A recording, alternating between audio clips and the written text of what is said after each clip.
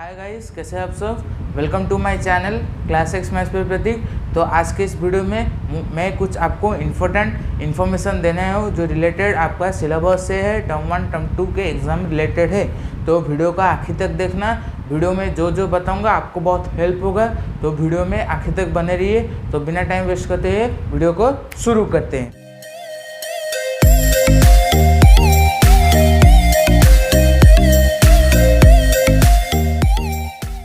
तो कुछ दिन पहले सीबीएसई की तरफ से एक नोटिफिकेशन आ गया था। उसमें सीबीएसई ने बताया था कि आपका बोर्ड एग्ज़ाम अप्रैल और मार्च महीने में जो एक बार होने वाला था, वो अभी आपके सेशन के लिए 2 बार होगा, टर्म 1 एंड टर्म 2। उसमें आपको 50% सिलेबस पहले आएगा एंड 50% सिलेबस बाद में आएगा, जो सीबीएसई ने बताया था। पर उस टाइम सीबीएसई ने कुछ आपको रिड्यूस सिलेबस नहीं दिया था, पर आपको बोला गया था कि रिड्यूस सिलेबस आपको मिलेगा। उसके साथ आपको बता दिया जाएगा कि टर्म 1 में कौन सा चैप्टर आएगा एंड टर्म 2 में कौन सा चैप्टर आएगा। पर कुछ दिन पहले तक नहीं आया था, पर आज सुबह आपके लिए सीबीएसई की तरफ से नोटिफिकेशन आ गया था कि आपको सिलेबस में ये आपके टर्म 1 में आएंगे और ये चैप्टर्स आपके टर्म 1 में आएंगे। तो उसके रिलेटेड वीडियो मैं आज अभी बना के लाया हूँ, जो आपका फुल डिटेल वीडियो होगा। तो आपको ये वीडियो का आखिर तक देखना होगा और आपके दोस्तों के साथ ये वीडियो को शेयर करना होगा, क्योंकि अगर वो इन्फॉर्मेशन नहीं जानते तो इस वीडियो के माध्यम से वो इन्फॉर्मेशन जान पाएंगे। तो सबसे पहले मैं आपको सीबीएसई ने जो प्रोवाइड किया है सिलेबस वो दिखाऊंगा। उससे पहले मैं आपको दिखा दूंगा कौन से चैप्टर का कितना वेटेज है, मैं आपको वो पहले दिखाऊंगा। उसके बाद हम चलेंगे सीबीएसई के सिलेबस के तरफ। उसके बाद मैंने कुछ सुबह से लेकर अब तक कुछ एनालिसिस किया था, उसके बेसिस में भी कंक्लूजन आपके लिए प्रोवाइड करूंगा। तो वीडियो का आखिर तक देखना। तो सीबीएसई के वेटेज, सिलेबस के वेटेज की तरफ चलते हैं। मैं आपको यहाँ पर दिखा रहा हूँ, आप देख पाए होंगे कि कोर्स स्ट्रक्चर क्लास एक्स 21-22 आपका जो सेशन अभी चल रहा है फर्स्ट टर्म का, ये सब क्या है, वेटेज है। क्या कौन से चैप्टर से कितना वेटेज आएगा। तो 1 पेपर 90 मिनट्स का होगा। आपको पता है क्या होगा, यूनिट नेम मार्क। देखो नंबर सिस्टम से 6 मार्क आएंगे, मतलब 6 मार्क का क्वेश्चन आएगा। उसके बाद अलजेब्रा से आपका 10 मार्क का क्वेश्चन आएगा। उसके बाद कोऑर्डिनेट ज्योमेट्री से 6 मार्क का क्वेश्चन आएगा। ज्योमेट्री से 6 मार्क का क्वेश्चन आएगा एंड ट्रिग्नोमेट्री से आपका 5 मार्क का क्वेश्चन आएगा। मेंसुरेशन जो सरफेस एरिया एंड वॉल्यूम, उसको ही बोलते हैं मेंसुरेशन, उसमें से कितना आएगा ना, 4 मार्क आएगा। स्टैटिस्टिक एंड प्रोबेबिलिटी उससे 3 मार्क आएगा। मैं आपको यहाँ पर दिखा रहा हूँ, आप अच्छे से देखिए, उस वेटेज को समझिए। टोटल को मिलाकर आपका 40 मार्क्स हो जाते हैं। तो सीबीएसई ने एक अच्छा काम किया है। पहले क्या होता था, आपका 80 मार्क्स का एग्जाम होता था, चाहे वो प्री बोर्ड का एग्जाम हो, चाहे वो हैप्पीली का एग्जाम हो, चाहे वो बोर्ड एग्जाम हो। उसमें क्या आपका 80 मार्क्स का एग्जाम देना पड़ता था और 20 मार्क्स आपका इंटरनल असेसमेंट था। पर यहाँ पर सीबीएसई ने कुछ अलग कर दिया है। सीबीएसई ने बोला है कि आप 40 मार्क्स का एग्जाम देंगे, 40 मार्क्स का एग्ज़ाम देंगे, उसमें आपका 50 मार्क्स का टोटल एग्जाम होगा। कैसे ना, 40 मार्क्स का आपने एग्जाम रिटर्न करके आया, उसका इंटरनल असेसमेंट आपका 10 मार्क्स का होगा। तो इंटरनल असेसमेंट देखो मैं यहाँ पर दिखा रहा हूँ। तो देखो इंटरनल असेसमेंट क्या क्या है ना, आपका पीरियोडिक टेस्ट जो होगा, मतलब आपका तो टर्म 1 होगा, टर्म 2 भी होगा, उसके बीच में आपका पीरियोडिक एग्जाम भी स्कूल की तरफ से लिया जाएगा। पीरियोडिक एग्जाम में आपका क्या होगा ना, उससे 3 मार्क लिए जाएंगे। आपका जितना भी टेस्ट होगा उससे 3 मार्क लिए जाएंगे। उसका मल्टीपल असेसमेंट होगा, कुछ असेसमेंट होगा, उससे 2 मार्क्स ले जाएंगे।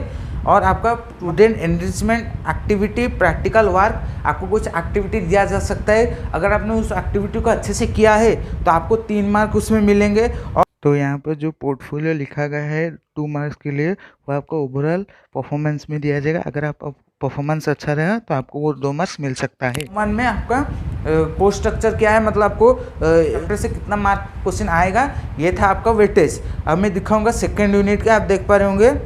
तो क्या होगा ना, पहला अलजेब्रिक आएगा, वो 10 मार्क्स का होगा। उसका ज्योमेट्री 9 मार्क्स का होगा। ट्रिग्नोमेट्री 7 मार्क का होगा। मेंसुरेशन 6 मार्क का होगा। स्टैटिस्टिक एंड प्रोबेबिलिटी 8 मार्क्स का होगा। तो टोटल होगा कितना, 40 मार्क्स। उसके बाद इंटरनल असेसमेंट आपका 10 मार्क्स का होगा एंड टोटल कितना होगा, 50 मार्क्स का होगा। मतलब आपका जैसे टर्म 1 में 40 मार्क्स था, वैसे ही टर्म 2 में 40 मार्क्स है। टर्म 1 में क्या था, 10 मार्क आपका ऐड होगा इंटरनल असेसमेंट के बेसिस में, एंड टर्म 2 में भी इंटरनल असेसमेंट के बेसिस में होगा।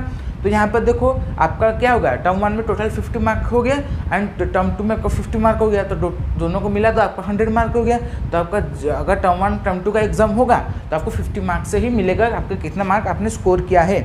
तो ये था टोटल आपका 40 मार्क मिल गया। उसके बाद आपका इंटरनल असेसमेंट है। इंटरनल असेसमेंट आपको कितना 10 मार्क मिलेगा। अगर आप इंटरनल असेसमेंट अच्छा स्कोर करिए तो आपको 50 में से कितना मिल सकता है, तो टोटल में से कितना मिल सकता है। उसके बाद वही सेम थिंग दिया गया है। देखिए पीरियोडिक टेस्ट 3 मार्क उससे लिया जाएगा, मल्टीपल असेसमेंट 3 मार्क 2 मार्क का लिया जाएगा। तो यहाँ पर जो पोर्टफोलियो 2 मार्क्स के लिए दिया गया है वो आपका ओवरऑल परफॉर्मेंस में दिया। Student enrichment activity practical work वहाँ पर आपको 3 मार्क दिया जाएगा। उस टोटल हो गया कितना 10 मार्क जो आपको टर्म 2 में दिया जाएगा, टर्म 1 में भी दिया जाएगा, टर्म 2 में दिया जाएगा। इसलिए आपको जो भी स्कूल से जो भी एक्टिविटी मिले, अगर आपको प्रोजेक्ट वर्क में मिले आपको अच्छे से उसको ख़त्म करना है और जो टाइम में दिया होगा उसको उसी टाइम में आपको सबमिट करना होगा। अगर आप सबमिट नहीं कर पाए तो आपको यहाँ से मार्क कट जाएगा। तो ये था कि कहाँ से आपका वेटेज कितना है।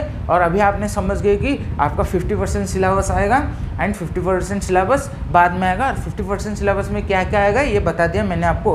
उसके साथ आपको मैंने बता दिया आपका 50 मार्क का एग्जाम होगा टर्म 1 में एंड 50 मार्क का एग्जाम होगा टर्म 2 में। असली में 40 मार्क का एग्जाम होता है टर्म 1 में, 40 मार्क का एग्जाम होता है टर्म 2 में। उसमें ओनली 10 मार्क्स ऐड करते हैं इंटरनल असेसमेंट में। तो ये था, मैंने आपको वेटेज बता दिया।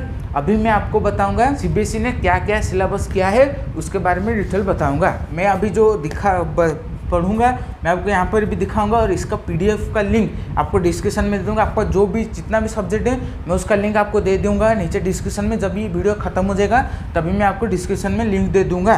तो देखिए reduce syllabus of class 10 mathematics 21-22 को स्क्रीनशॉट के फॉर्म में दिखा दूंगा, आप वहाँ से देख पाएंगे। तो आपका chapter 1 in term 1, chapters in term 1 term 1 में कितना चैप्टर्स आएंगे एंड टर्म 2 में कितना चैप्टर्स आएंगे मैं अभी आपको बताऊंगा। तो देखिए मैं यहाँ पर जो बनाया हूँ आपके मैं आपके जो यहाँ पर बना वो शॉर्ट समरी है। उसके साथ अगर आप चाहते हो कि सीबीएसई की तरफ से जो नोटिफिकेशन है वो पढ़ना चाहते हो तो उसका भी लिंक मैं आपको डिस्क्रिप्शन में दे दूंगा। तो चैप्टर्स इन टर्म 1 देखो क्या क्या है। पहला चैप्टर रियल नंबर्स, उसका second chapter polynomial, third chapter क्या है ना pair of linear equation in 2 variable. अब आपका थोड़ा घुमा फिरा के दे दिया, क्या आपका सिलेबस में घुमा के थोड़ा दे दिया। क्या आपका ट्राइंगल्स होगा, उसके बाद आपका कोऑर्डिनेट ज्योमेट्री होगा, उसके बाद इंट्रोडक्शन टू ट्रिग्नोमेट्री होगा, एरिया रिलेटेड टू सर्कल्स हो गए एंड प्रोबेबिलिटी होंगे। क्या क्या होंगे, real numbers, polynomial, pair of linear equation in 2 variable, triangle, coordinate geometry, introduction to trigonometry, area related to circle and probability आपका टर्म 1 में exam में पूछा जाएगा। तो ये था टॉपिक टर्म 1 में पूछा जाएगा। और बाद में जब मैं टर्म 2 का बता दूंगा कौन सा चैप्टर आएगा तब मैं आपको टॉपिक्स बता दूंगा कौन से टॉपिक्स उसमें आएंगे।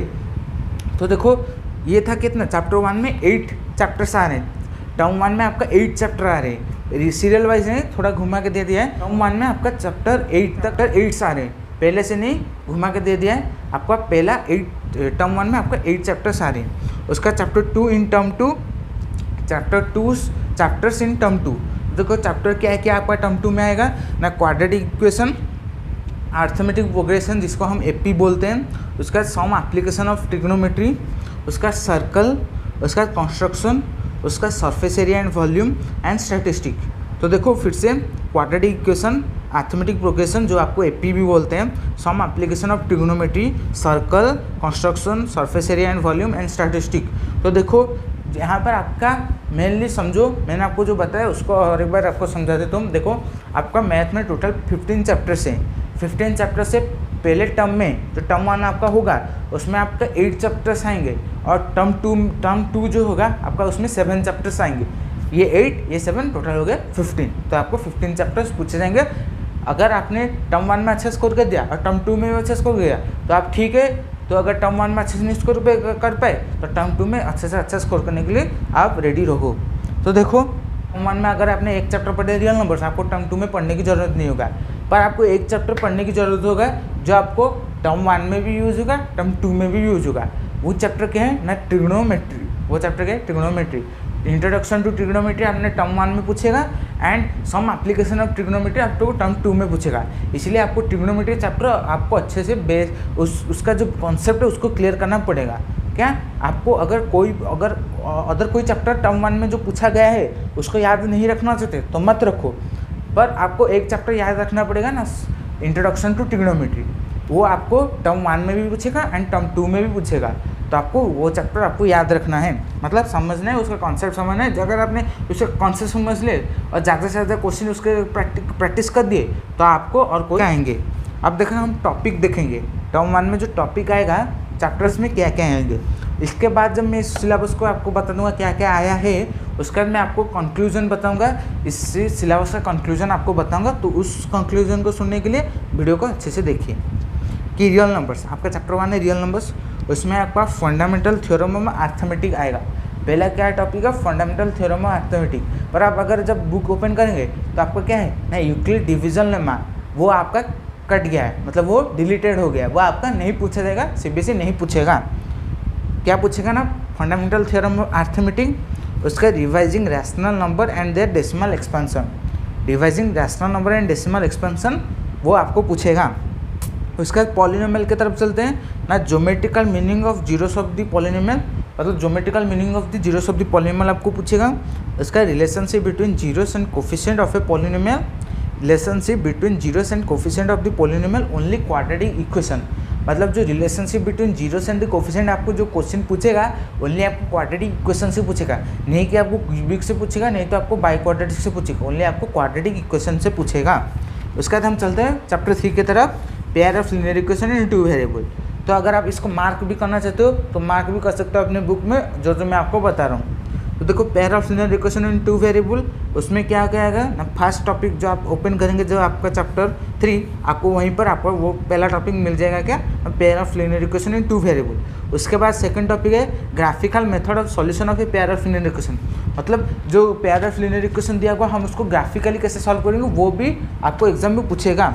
उसके बाद आपको अलजेब्रिक मेथड से पूछेगा, अलजेब्रिक मेथड से कौन से मेथड से पूछ सकता है आपको ना, सब्स्टिट्यूशन मेथड से पूछेगा और एलिमिनेशन मेथड से पूछेगा, ना ही कि आपको क्रॉस मल्टीप्लिकेशन से मेथड से पूछेगा। यहाँ पर क्रॉस मल्टीप्लिकेशन मेथड आपका डिलीटेड हो गया, वो मेथड आपको नहीं पूछेगा। उसके बाद equation reducible to pair of linear equation in two variable आपको पूछेगा, जो इक्वेशन जो दिया होगा हम उसको रिड्यूस करके जब हम करते थे पेयर ऑफ लीनियर इक्वेशन करते थे वो आपको पूछेगा, पर उसमें आपको सिंपल इक्वेशन ही पूछेगा, आपको बड़ा इक्वेशन नहीं पूछेगा, वो सिंपल इक्वेशन पूछेगा। उसके बाद हम कोऑर्डिनेट ज्योमेट्री की तरफ चलते हैं। तो कोऑर्डिनेट ज्योमेट्री में क्या है ना, कॉन्सेप्ट ऑफ कोऑर्डिनेट ज्योमेट्री, हमें उसका कॉन्सेप्ट समझना पड़ेगा। उसके बाद ग्राफ ऑफ लीनियर इक्वेशन का जो ग्राफ होगा उसको समझना पड़ेगा। Distance formula, section formula, distance formula समझना पड़ेगा और सेक्शन फार्मूला समझना पड़ेगा। सेक्शन फार्मूला में क्या होगा ना, इंटरनल डिवीजन होगा, इंटरनल डिवीजन मतलब लाइन के बीच में जो डिवीजन होगा उसको समझना पड़ेगा, बाहर डिवीजन हमें उसको समझने की ज़रूरत नहीं है।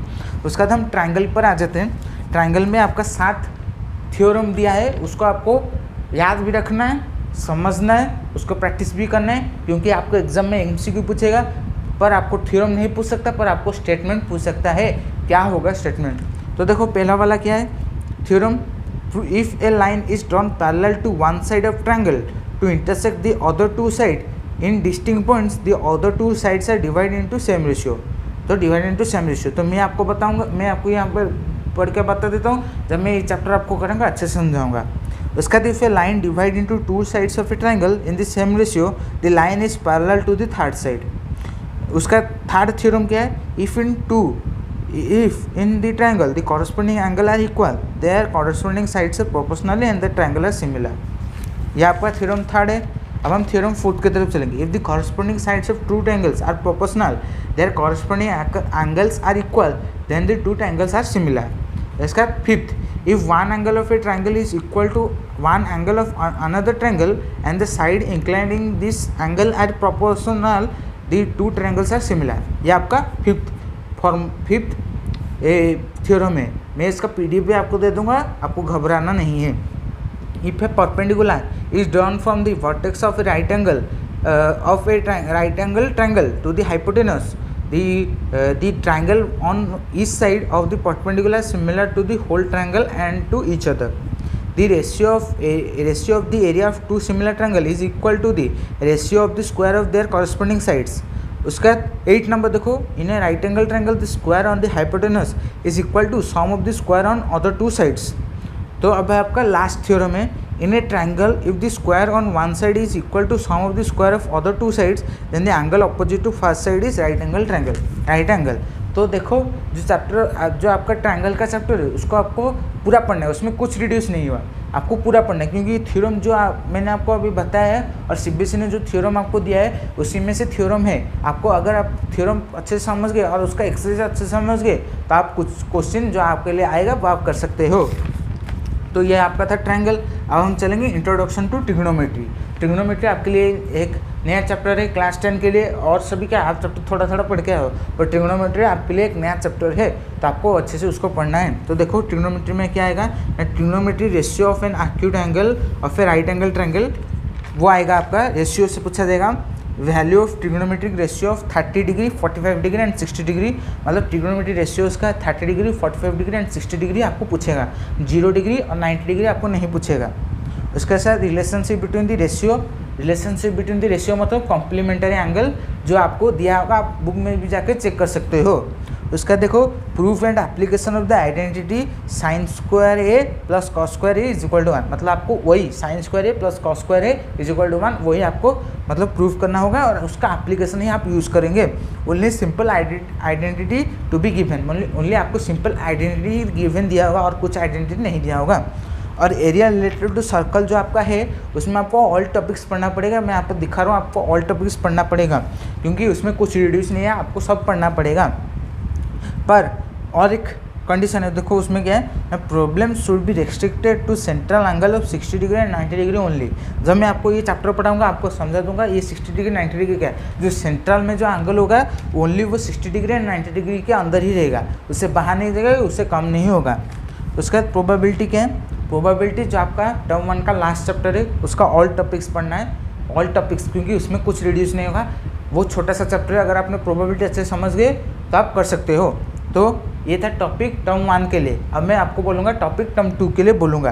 तो देखो क्वाड्रेटिक इक्वेशन, उसमें से कुछ रिड्यूस नहीं हुआ है, आपको उसका ऑल टॉपिक्स आपको पढ़ना है। जो मैं यहाँ पर बोल रहा हूँ ऑल टॉपिक्स आपको पढ़ना है, मैं आपको सीबीएसई की तरफ से जो प्रोवाइड हुआ है नोटिफिकेशन, वहाँ पर आपको जो सिलेबस दिया है मैं उसका भी लिंक आपको डिस्क्रिप्शन में दे दूँगा, वहाँ से जाकर आप देख सकते हो। पहले मेरी बात सुन लो। उसका बाद अरिथमेटिक प्रोग्रेशन जो आपको एपी बोलते हैं, देखो उसका क्या करना है, n term of an AP, मतलब n term of an AP आपको निकालना है, sum of the first n term of AP निकालना है, एंड उसके साथ क्या करना है, application in solving daily life problem, और application in solving daily life problem आपको करना है। और sum of first n term of the AP को ज़्यादा नहीं पढ़ना है, मतलब फॉर्मूला पता है, छोटा छोटा क्वेश्चन करते तो उतना ही करना है और ज़्यादा उसका अंदर नहीं जाना है। उसके बाद अरिथमेटिक प्रोग्रेशन गया, उसके बाद हम आएंगे सम एप्लीकेशन ऑफ ट्रिग्नोमेट्री, नहीं हम सर्कल की तरफ आएंगे, सर्कल की तरफ आएंगे। सर्कल में देखो सर्कल आपका एक छोटा चैप्टर है, देखो tangent to a circle at point of contact, वो आपका एक है थ्योरम, नहीं आपका एक टॉपिक है, उसमें सब टॉपिक है देखना। उसका जो अभी मैं बताऊंगा वो 2 थ्योरम है, वो थ्योरम का आपको प्रैक्टिस करना है। क्या है, the tangent at any point of a circle is perpendicular to the radius to the point of contact. उसके साथ the length of a tangent drawn from a external point to a circle are equal. क्या है, the length of a tangent drawn from a external point to a circle are equal. तो ये था आपका circle के बारे में। अब मैं आपको बताऊंगा कंस्ट्रक्शन। कंस्ट्रक्ट क्या करना है, division of A line segment in A given ratio internally, मतलब आपको एक गिवन रेशियो दे दिया होगा, आपको एक लाइन सेगमेंट को उतने पार्ट में डिवाइड करना है जो आपके लिए ईजी होगा। उसका देखो tangent to a circle from a point outside it, मतलब पॉइंट आउटसाइड इट, मतलब एक पॉइंट दिया होगा उससे आपको क्या करना है, draw a tangent to a circle करना है। उसका सम एप्लीकेशन ऑफ ट्रिग्नोमेट्री, देखो सीबीएसई ने क्या किया है ना, कोई चैप्टर को टर्म 2 में नहीं, टर्म 1 का कोई चैप्टर को टर्म 2 में नहीं पुट किया, पर एक चैप्टर को टर्म 2 में पुट किया, वो क्या है ट्रिग्नोमेट्री। अगर आपको ट्रिग्नोमेट्री टर्म 1 में अगर आपने अच्छे से पढ़ा है तब टर्म 2 में जो आपका सम एप्लीकेशन ऑफ ट्रिग्नोमेट्री है आप उसको चुटकी में ही कर सकते हो, उसमें कोई डाउट नहीं होगा कि आप कुछ कर नहीं पाओगे। अगर आपने टर्म 1 में इंट्रोडक्शन टू ट्रिग्नोमेट्री पढ़ा है तो आपको सम एप्लीकेशन ऑफ ट्रिग्नोमेट्री कुछ नहीं लगेगा, आप जो भी क्वेश्चन आएगा आप कर देंगे। ओनली आपको क्वेश्चन को स्टेटमेंट को अच्छे से पढ़ना होगा, अगर पढ़ के समझ गए तो आपके लिए इजी होगा। अब देखो सम एप्लीकेशन ऑफ ट्रिग्नोमेट्री क्या है ना, all topic of this chapter, मतलब मैं आपको यहाँ पर दिखा रहा हूँ कि आपको वो चैप्टर को सभी टॉपिक को पढ़ना है, मतलब उसमें तो कुछ नहीं है, आपको angle of elevation angle of depression वही पढ़ना है और कुछ नहीं ज़्यादा पढ़ना है। और angle of elevation and depression should be only 30 degree to 30 degree 45 degree and 60 degree. जो angle of elevation angle of depression होगा वो कौन से एंगल के बिटवीन रहेगा ना, 30 degree 40 degree and 45 degree and 60 degree का अंदर रहेगा। क्योंकि हमें 30 डिग्री 45 डिग्री 60 डिग्री पता है, जब हम ट्रिग्नोमेट्री पढ़ेंगे वहाँ पर हमें उसका वैल्यू पता चल जाएगा। अगर हमें 35 दिया होगा तो हम नहीं कर पाएंगे, तो इसीलिए आपको 30 डिग्री 45 डिग्री एंड 60 डिग्री के अंदर दिया होगा। उसका सरफेस एरिया एंड वॉल्यूम, उसका ऑल टॉपिक्स पढ़ना है, ऑल टॉपिक्स आपको पढ़ने सरफेस एरिया एंड वॉल्यूम। पर आपका सरफेस एरिया वॉल्यूम अगर चैप्टर पूरा ओपन करोगे उसमें आपको लास्ट में जो आपका है वॉल्यूम ऑफ फ्रस्टम वो आपको नहीं पढ़ना है, क्योंकि आपको वो टॉपिक आपके सिलेबस में नहीं है। पर उससे पहले जितना टॉपिक है, क्यूब हो, क्यूबॉइड हो, सिलेंडर हो, कोन हो, स्पीयर हो, जो भी हो, वॉल्यूम हो, उसका एरिया हो, आपको उसको पढ़ना है। उसका देखो स्टैटिस्टिक प्रोबेबिलिटी रखा टर्म 1 में और स्टैटिस्टिक को रखा टर्म 2 में। देखो स्टैटिस्टिक में क्या है ना, mean median mode of A group data, वही आपको बता मीन मीडियन मोड निकालना है of A group data on group data के लिए, ग्रुप डाटा के लिए निकालना है। उसका mean by direct method and assuming method only, मतलब मीन जो आप निकालेंगे वो डायरेक्ट मेथड होगा एंड एज्यूमिंग मेथड होगा। मोड के लिए भी एक मेथड है और मीडियन के लिए भी एक मेथड है, जो जब मैं आपको ये चैप्टर पढ़ाऊंगा तब मैं आपको समझा दूंगा वो क्या क्या मेथड से। तो सीबीएसई की तरफ से नोटिफिकेशन जिसमें सीबीएसई ने बता दिया आपके सिलेबस में कौन सा चैप्टर आएगा, कहाँ तक आएगा, टर्म 1 में कौन सा चैप्टर आएगा, टर्म 2 में कौन सा चैप्टर नहीं आएगा। तो ये वीडियो देखने के बाद आपका सारा जो डाउट वो क्लियर हो चुका होगा। तो मैंने जैसे वीडियो के शुरू होने से पहले आपको बताया था कि मैंने जो एनालिसिस किए वो लास्ट में आखिर में आकर बताऊंगा, तो मैं अभी आपको बताने वाला हूँ। जब मुझे सुबह पता चला कि सीबीएसई ने आपका जो 21-22 के बच्चों के लिए सिलेबस रिड्यूस कर दिया है, तभी मैंने जब सिलेबस आपका डाउनलोड करके देखा, थोड़ा एनालिसिस किया, तो मुझे पता चला कि टर्म 1 में और टर्म 2 में जो भी रिड्यूस हुआ है, टर्म 1 में टर्म 2 में जो भी रिड्यूस हुआ है, इससे पहले वाले साल में आपका जो रिड्यूस हुआ था, अगर आप जाकर गूगल में भी सर्च कर दोगे 21 स्टूडेंट के लिए जो सिलेबस रिड्यूस हुआ था, वो जो सिलेबस रिड्यूस हुआ था आपके लिए वही सिलेबस रिड्यूस करके दिया गया है। मतलब उनके लिए जो सिलेबस रिड्यूस हुआ था आपके लिए वही सिलेबस रिड्यूस हुआ है, उसमें कुछ फर्क नहीं। ओनली एक टॉपिक को छोड़ के जो आपका चैप्टर 1 का है ना, उधर था आपका प्रूफ करना रूट 2 रूट 3 आपको प्रूफ करना पड़ता था, पर यहाँ पर आपको रूट 3 रूट 2 रूट 5 आपको प्रूफ नहीं करना पड़ेगा। ओनली वही टॉपिक आपका थोड़ा उसमें है, इसमें नहीं है। पर आपका अगर आप जाकर प्रीवियस ईयर रिड्यूस सिलेबस देखेंगे, आपका उसमें जो टॉपिक है आपको वही टॉपिक आपको इस बार दिया गया है। मतलब रिड्यूस ओनली नाम के लिए रिड्यूस बोला गया है, पर रिड्यूस सिलेबस जो पहले था, पहले ईयर में जो था इस ईयर में है। मैं ओनली मैथ्स की बात कर रहा हूँ। अगर आप साइंस में भी जाकर देखोगे, साइंस में भी मैंने देखा है सिलेबस, वहाँ पर भी जैसे पहले इसके पहले वाले ईयर में था वैसा ही है। और मैथ के लिए होगा, मैथ के लिए तो मैं बोल रहा हूँ, साइंस के लिए है एसएसटी इंग्लिश, आप जाकर देख देना थोड़ा, मैं उसका लिंक भी आपको डिस्क्रिप्शन में दे दूँगा, वहाँ से जाकर देख दोगे कि इससे पहले वाले ईयर में जो सिलेबस रिड्यूस हुआ था, इस वाले ईयर में जो सिलेबस रिड्यूस हुआ है वो दोनों सेम है। ओनली एक टॉपिक को छोड़ के चैप्टर 1 का जो प्रूफ रूट 2 रूट 3 वो एक इरेशनल नंबर है, सब कुछ सेम है, 1% का कुछ नहीं है। पर आपके लिए सीबीएसई ने क्या किया ना, टर्म 1 टर्म 2 बोल दिया है। टर्म 1 में आपका ये सब्जेक्ट्स आएंगे, टर्म 1 में आपके ये चैप्टर्स आएंगे एंड टर्म 2 में आपके ये चैप्टर्स आएंगे।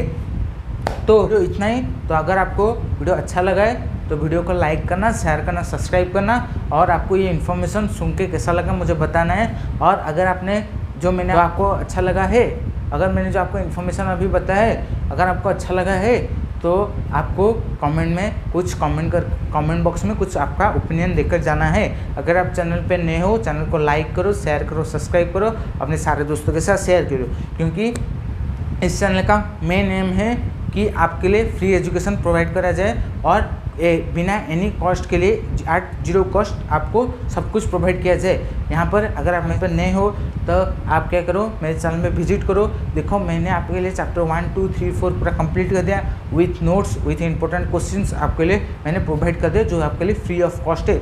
मैं उसका प्लेलिस्ट आपको हर वीडियो में देता हूँ, हर वीडियो के डिस्क्रिप्शन में देता हूँ। डिस्क्रिप्शन में आपको प्लेलिस्ट मिल जाएगा, नहीं तो आप मेरे चैनल के प्लेलिस्ट में जाकर देख सकते हो।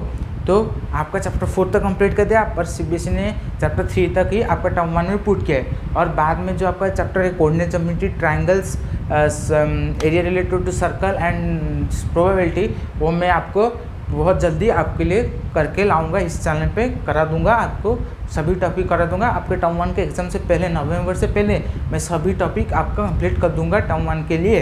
तो मेरे चैनल पे जुड़े रहिए। अगर वो वीडियो देखना चाहते हो तो मेरे चैनल पे जुड़े रहिए। तो लाइक कीजिए, शेयर कीजिए, सब्सक्राइब कीजिए, अपने सारे दोस्तों के साथ शेयर कीजिए और अपने ये चैनल को अपने सारे दोस्तों के साथ शेयर कीजिए और उनको बोलिए कि वो इस चैनल पे जुड़ के मैं जो नॉलेज प्रोवाइड करता हूँ उस नॉलेज को अपने अपने पढ़ाई में यूज़ कीजिए, जिससे वो भी इम्प्रूव कर पाएँ। तो जो मिलते हैं और एक नए फ्रेश वीडियो में मेरे चैनल पे। तो जल्दी मैं आपके लिए शॉर्ट ट्रिक्स जो बोला था वो शॉर्ट ट्रिक्स भी लेकर आऊँगा। उसके साथ मैं आपके लिए कोऑर्डिनेट ज्योमेट्री आपका जो चैप्टर होगा टर्म 1 के लिए जो प्रिपेयर करूँगा मैं आपके लिए लेकर आऊँगा। तो मिलते हैं और एक फ्रेश नए वीडियो में इन दिस चैनल। तो stay tune in my channel. और जाते जाते मैं एक बात बता देता हूँ कि अगर आपका कुछ भी डाउट हो तो मेरे कमेंट सेक्शन में बता सकते हो। अगर आपने मेरे टेलीग्राम ग्रुप में अभी तक ज्वाइन नहीं किया तो टेलीग्राम ग्रुप का लिंक आपको डिस्क्रिप्शन में मिल जाएगा, वहाँ से जाकर आप जुड़कर बता सकते हो। तो मैं आपको दे दूँगा, आप मुझे कहाँ पर फॉलो कर सकते हो नए फ्रेश वीडियो में। बाय।